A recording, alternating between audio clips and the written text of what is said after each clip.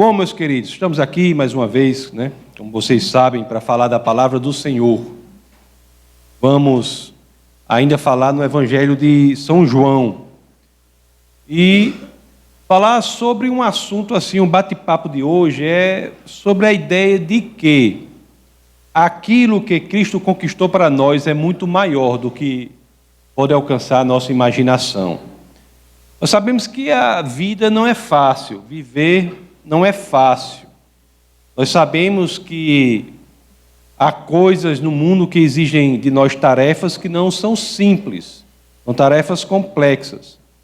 E a razão, muitas vezes, de nós termos tanto problema, tanta dificuldade de enfrentarmos certas coisas, certos fatos que acontecem nessa existência, é que muitas vezes nós não nos damos conta de que estamos vivendo uma meia-vida. A nossa existência aqui na Terra, na realidade, é uma vida pela metade. Nós não temos a dimensão real do que é a vida completa. Ainda não temos. O que vivemos aqui é uma vida pela metade, é uma meia-vida. É interessante que na criação, né, Adão e Eva, eles viveram essa vida completa. Eles experienciaram a vida completa. Mas, após a queda, apenas os descendentes de Adão e Eva, que são salvos no Senhor, é que vão ter esta dimensão após a morte, vão descobrir isso após a morte. Esta é a realidade. Só os que partem em Cristo sabem o que é, por exemplo, viver uma vida sem maldade. Só os que partem em Cristo sabem verdadeiramente o que é usufruir da presença visível de Deus. Adão e Eva usufruíram disso, não é? Caíram e Cristo resgatou essa experiência para nós. Uma coisa é certa, e nós temos que ter a convicção disso. O que Cristo conquistou para nós é tão grandioso, mas é tão grandioso que está além da nossa imaginação. Nunca devemos perder isso de vista. A perspectiva real da vida. É por isso, meus queridos, que muitas vezes nós, no erro de estar na perspectiva correta, nós não entendemos a vida. É porque nossa visão está restrita. Nós não conseguimos ver o quadro completo. Vemos o quadro só fragmentado. E essas peças deslocadas não nos fazem sentido quando, se estivéssemos da perspectiva de que Deus quer que estejamos e em que estaremos os salvos após a morte, é que conseguiremos ver tudo. É no caso, né, das Escrituras aqui. Nós sabemos que Dona Virgínia faleceu nessa semana, a mãe da pastora. Sabemos que ela voltou para os braços do Senhor. E Dona Virgínia é um exemplo entre tantos, mas é um exemplo claro do que as Escrituras dizem. Eu não sei se vocês sabem, mas Dona Virgínia foi evangelizada por 14 anos. Ela foi evangelizada por 14 anos pela pastora aí, eu ajudando, né? Ainda bem, eu sempre digo assim, quando eu falava dela, eu dizia assim, ainda bem que as Escrituras dizem que quem é o autor da conversão é o Espírito Santo. Porque se fosse eu ia mudar de ramo, porque 14 anos uma pessoa não tinha conseguido, né? Eu ia fazer as contas para ir, 14 anos por pessoa, né? Aí conta a vida toda nesse negócio, ia fazer outra coisa, né? Ainda bem que é isso, mas foram 14 anos. 14 anos. Mas você veja que às vezes nós não temos a perspectiva correta das coisas. Há 2 anos, mais ou menos, né, ela sofreu uma cirurgia cardíaca que foi de alta complexidade, foi de envergadura, foi uma coisa incrível. Ela passou 8h30 na mesa de cirurgia, teve uma situação lá que quase foi a morte, e como se não bastasse isso, na mesa da cirurgia cardíaca, ela teve um AVC. Na mesa, eu até dizia para ela brincando assim, ainda bem que a senhora não caiu e quebrou a perna também, porque só faltou isso. porque 8 horas e meia numa cirurgia cardíaca, tendo um AVC, só faltou mesmo ter, né? Foi uma coisa incrível. Mas Deus a curou miraculosamente após isso. O ano passado ela se recuperou, né? Tanto que vocês conheciam, estava em todas as reuniões aqui, fazia parte do louvor, queria fazer parte de tudo. E foi num chá de mulheres com a pastora, que sem que ninguém esperasse, ninguém sabia, ela aceitou, após 14 anos de evangelismo, aceitou Jesus como seu Senhor e Salvador. Foi um momento muito bonito, foi um verdadeiro milagre. Olha, vamos ver só o que São João diz sobre a razão do milagre, porque muitas vezes as pessoas se perguntam, mas por que Deus não curou aqui, por que Deus não curou aqui? Nós não vemos as coisas da perspectiva correta. Mas a história de Dona Virgínia é uma ideia, é uma história perfeita do que as Escrituras podem fazer por nós. Há 2 anos, praticamente, tinha tudo para morrer naquela mesa de cirurgia. Se não fosse o problema cardíaco, seria o AVC. Se recuperou, Deus a curou miraculosamente. E para que o milagre? Vamos ver João capítulo 20, versos 30 a 31. Ver o que as Escrituras dizem. Assim dizem as Escrituras. João 20, 30 a 31. Jesus realizou na presença dos seus discípulos muitos outros sinais miraculosos que não estão registrados neste livro.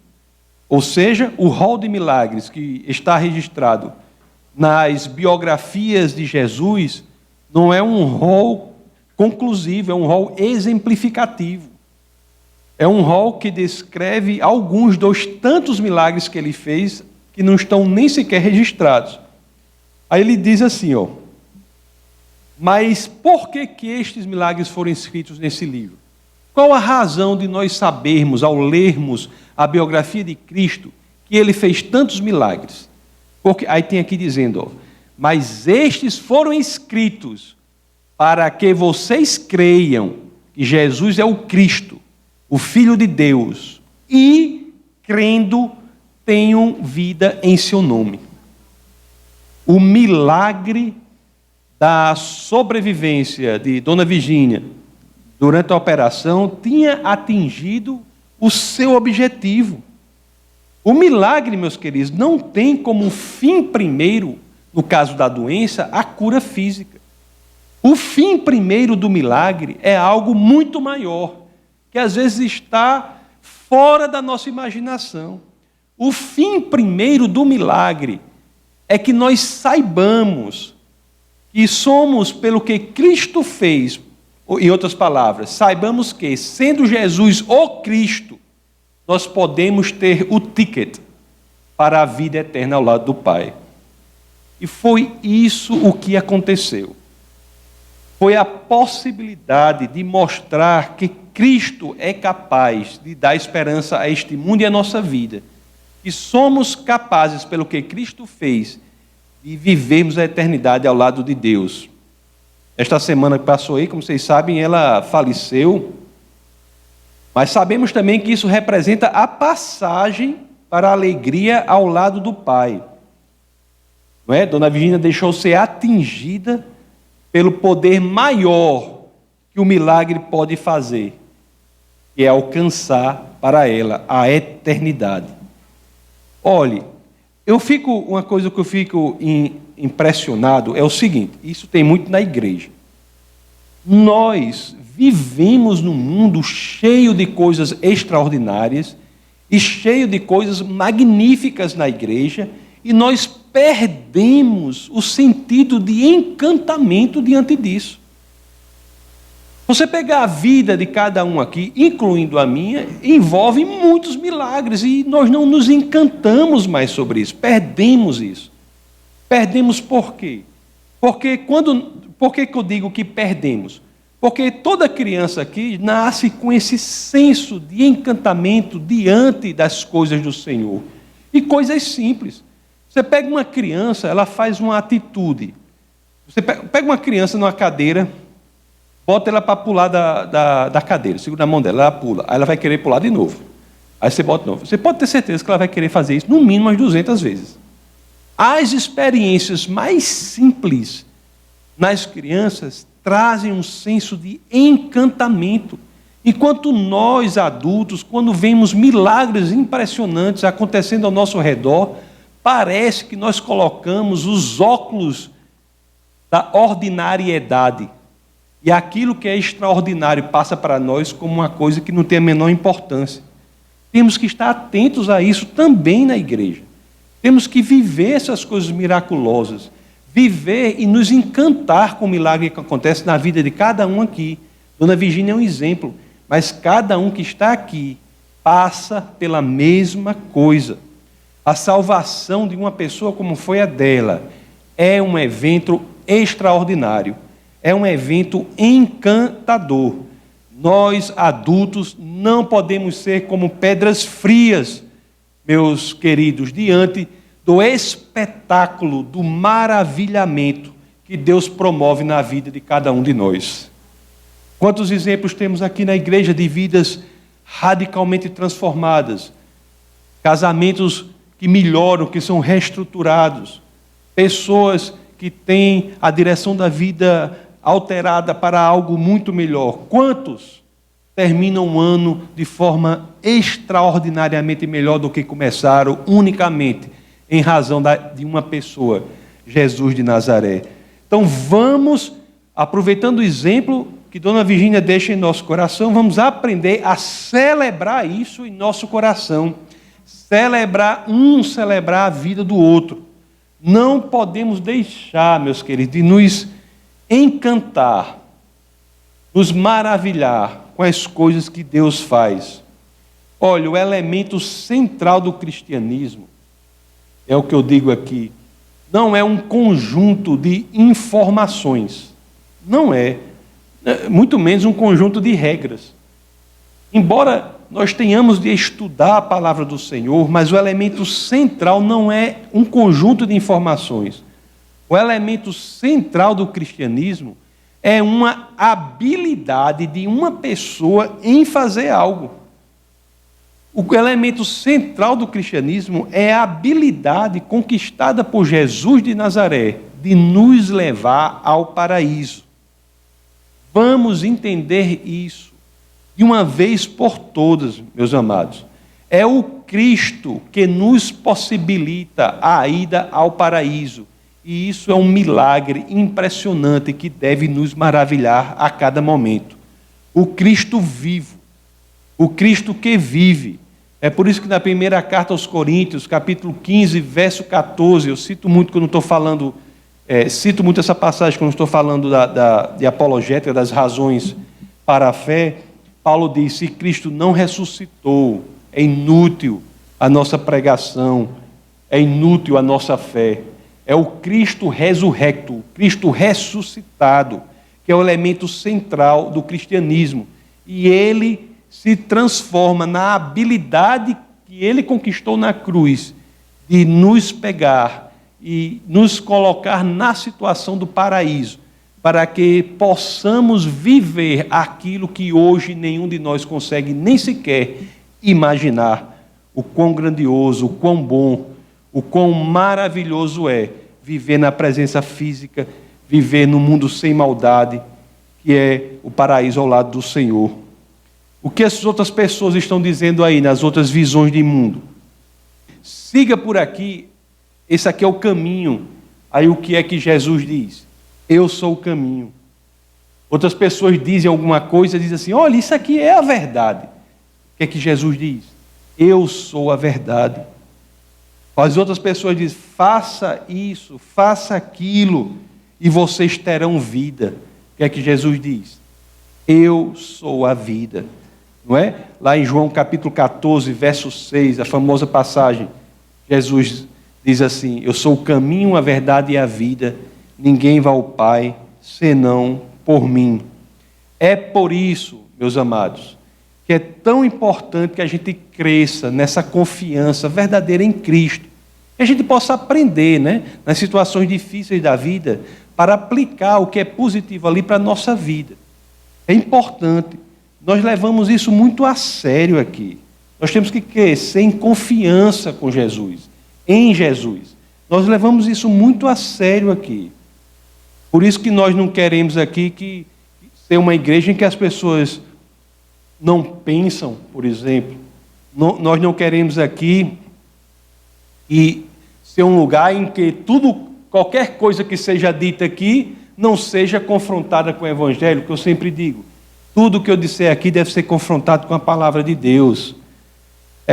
É por isso que nós achamos aqui, vivemos isso nessa igreja, né? Nós dizemos que dúvidas e questionamento honestos são muito bem-vindos. Nós dizemos aqui, dúvidas não são sinais de rebelião, porque nós queremos esse comprometimento com Cristo, verdadeiro, para que Ele possa fazer aquilo conosco que fez com Dona Virgínia, que possa levar ao paraíso. É isso que buscamos. A fé não é crer naquilo que você sabe que não é verdade. Não é. Nós temos que enfrentar isso levando a sério. Dona Virgínia precisou 14 anos. 14 anos. Eu, como sou genro dela, tive esse convívio próximo e sei que era uma pessoa que só dava um passo quando estava convencida. Ela nem discutia tanto com você, né? Chegava e dizia, tudo bem, não sei o quê, mas não mudava a cabeça dela. É muito difícil mudar a cabeça dela. Então foram 14 anos, mas conquistou aquilo que é o sentido da nossa existência aqui. Quem eram os apóstolos no Novo Testamento, meus amados? Eram pessoas apaixonadas por Cristo, que apresentavam evidências da fé delas. É isso que precisamos fazer com os outros, apresentar o porquê crer, não é? Para que as pessoas analisassem e honestamente pudessem ser convencidas pela verdade. Meus amados, existem muitas táticas que temos que fugir dessas táticas, que são táticas que promovem assim um comprometimento com Cristo que não é genuíno, que não é verdadeiro, que não vem do coração, não é? Alguns círculos religiosos trazem táticas em que aquele que fala tenta se colocar numa posição que tudo o que diz não pode ser confrontado com o Evangelho. Uma tática do autoritarismo, alguma coisa assim, não é? A igreja antiga, a igreja imperial, sempre fez muito isso. Isso é um problema, porque uma tática assim não gera uma conversão genuína. Às vezes gera uma posição em que a pessoa nem sabe o que ela crê de fato, mas fica ali por uma falsa sensação de conforto.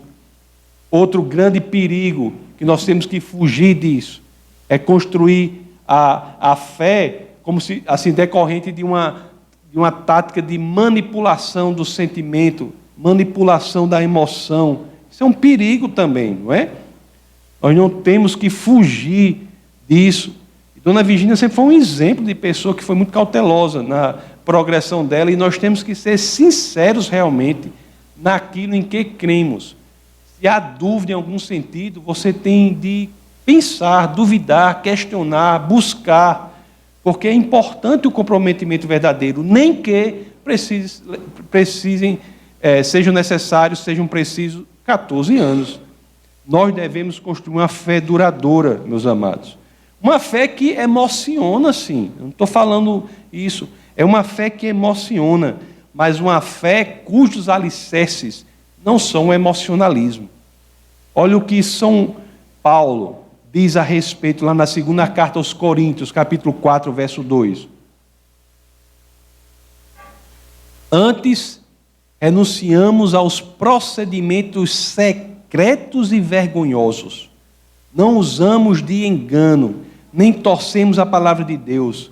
Ao contrário, mediante a clara exposição da verdade, recomendamos-nos à consciência de todos diante de Deus. É importante, a mensagem de hoje é uma mensagem simples, mas é muito importante. É importante que sejamos muito sinceros naquilo em que cremos. É importante que saiamos da superficialidade da hipocrisia e possamos sondar o nosso próprio coração para saber aquilo que está afastando o nosso comprometimento completo com o Senhor e que possamos trabalhar nisso. Deus nos criou, meus amados, como uma mente, um coração, nos criou com uma mente, um coração e uma vontade. São 3 áreas que nós temos de trabalhar, não é?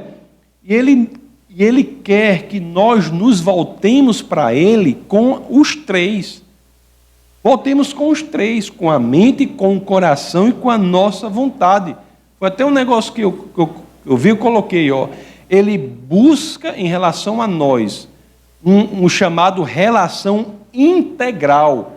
Ele busca uma relação integral conosco. Ele busca uma relação em que nossa mente está convencida, nosso coração está preenchido e nossa vontade está comprometida com Ele. Olhe só que coisa linda. Olhe só o que nós temos que verdadeiramente buscar. Uma mente convencida da veracidade do cristianismo. Um coração preenchido pelo Espírito de Deus e uma vontade comprometida com o que Jesus de Nazaré quer que nós façamos durante a nossa existência aqui na Terra. São 3 dimensões, 3 esferas da nossa existência enquanto cristãos que temos de trabalhar. E eu sou testemunha que Dona Virgínia trabalhou isso. Durou 14 anos. A minha oração é que dure menos para cada um. Mas no caso dela, que era muito cabeça, era uma coisa impressionante. Durou 14 anos. Mas se vocês vissem as discussões que ela tinha com os irmãos dela, discussões assim sobre assuntos de... Não, nada pessoal, mas demorava um tempão, porque ninguém arredava nem 1 centímetro. Aí foi 14 anos. É por isso que nós temos de prestar atenção na nossa sinceridade diante do Senhor.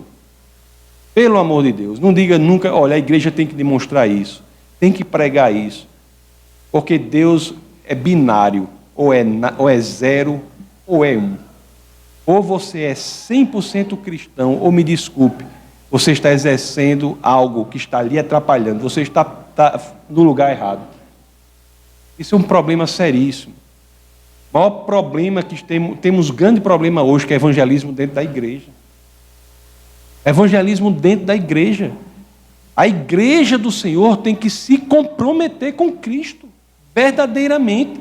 Nem que dure 14 anos, mas vocês têm que estar nesse caminho, pessoal. Vamos aprender, não vamos ser como aqueles que se acham confortáveis na mentira, se acham confortáveis na hipocrisia, se acham confortáveis em áreas da sua vida que claramente não são dirigidas pelo Senhor. Vamos ter atenção a isso. Vamos sondar o nosso coração e saber o que precisa ser trabalhado. Olhe, coração, mente e vontade. Você pode iniciar por qualquer um dos 3, entendeu? Não é obrigado, a pessoa geralmente vai para a verdade do cristianismo por uma dessas áreas. Pode iniciar por qualquer uma das 3, não tem problema. Mas no final, todas as 3 têm de estar com o Senhor. Não é? Diz para vocês, Dona Virgínia levou 14 anos para o seu convencimento completo. Né? Deus foi misericordioso, ela sobreviveu a tantos desafios durante esse período. Mas como vocês sabem, o convencimento dela foi verdadeiro, foi autêntico, foi genuíno. Pior que nós podemos ter, olha, se acontecer com vocês, que eu espero que não aconteça com ninguém, mas a minha parte está sendo feita aqui, eu estou dizendo, os hipócritas serão vomitados. Isso é o que as Escrituras dizem. Você pode me enganar, você pode enganar a igreja toda, pode enganar qualquer pessoa, mas a Deus você não engana. Não engana. O que a Bíblia diz é que os hipócritas serão vomitados. O cristianismo não pode ser um cristianismo de fachada, um cristianismo superficial. Tem que ser um cristianismo genuíno. É isso que devemos buscar, e foi isso que eu testemunhei na vida de Dona Virgínia durante esses 14 anos de evangelismo. Alguém que não dava um passo senão diante do próprio convencimento. E é isso que nós devemos deixar crescer em nós, que ela sirva de inspiração a todos que estão aqui, cada um de nós, eu me incluo, que precisamos em certos momentos trabalhar, seja uma área da mente, seja áreas do coração, seja a área da nossa vontade, dos nossos desejos, dos nossos quereres. Temos que trabalhar essas áreas, não é? E outra coisa que a morte súbita, abrupta, ela nos ensina é em relação ao tempo de fazer isso. Sempre que acontece perto da gente assim uma passagem que é muito inesperada, ela nos ensina assim. Muita gente tem até a vontade de se comprometer com o Senhor. Agora diz assim, eu vou fazer isso, sabe uma coisa, no meu planejamento 2018, o meu planejamento aqui, eu vou estar 2021, fazendo 2021, vamos planejar com o Senhor. O que é que essas experiências nos ensinam? Que o momento de tratar da nossa eternidade é agora. Nós nunca sabemos nem quando somos chamados para deixar esta meia vida aqui. Passamos aqui, né? Nunca sabemos quando seremos chamados para deixar essa meia vida e seremos expostos à possibilidade de viver a vida completa ao lado do Pai, onde somente o regozijo e a alegria eternos são encontrados. Somente na possibilidade de termos Jesus como verdadeiro Senhor e Salvador da nossa vida, é que saberemos que a morte é uma passagem para esta vida completa, não uma meia vida. Que nós possamos, meus queridos, utilizar o exemplo de vida de Dona Virgínia aqui, que passou 14 anos para se convencer, mas quando se convenceu, também foi uma conversão genuína, autêntica e verdadeira. E nós possamos utilizar isso como um incentivo para nós, para que nós possamos sair da confortável chamada ou do confortável convite da hipocrisia. E possamos entender que ou o cristianismo é para nós a coisa mais importante que existe, ou então deve ser para a pessoa de nenhuma importância, como dizia C.S. Lewis. O que não faz sentido é ele ser mais ou menos importante. Se o cristianismo para você não é a prioridade máxima, não tem problema. Agora, o erro, lógico, é você achar que é cristão. Você não é cristão. Se o cristianismo para você não é a prioridade máxima da sua vida, você pode ser uma pessoa muito boa, uma pessoa querida, uma pessoa que faz o bem, uma pessoa que segue a lei. Você pode ser tudo, mas você não é cristão. E de acordo com as Escrituras, você não está de posse desse ticket para a eternidade ao lado do Pai. Se o cristianismo para você não é a prioridade primeira, tudo está perdido? Não, pelo contrário. Reconheça isso e veja em quais áreas você tem de trabalhar para que o cristianismo venha a ser a prioridade na sua vida. Porque em quaisquer que sejam as áreas, a garantia é que há respostas e que você pode, se assim quiser, ter a expectativa que Dona Virgínia teve, a esperança que ela teve, de que quando cumpriu o que tinha que cumprir aqui na terra, o que a esperava era a vida completa. A vida com a alegria e regozijos que nós aqui nem sequer conseguimos imaginar quão grandiosa que é. Vamos orar. Essa foi uma produção do Ministério Internacional Defesa da Fé, um ministério comprometido em amar as pessoas, abraçar a verdade e glorificar a Deus. Para saber mais sobre o que fazemos, acesse defesadafé.org.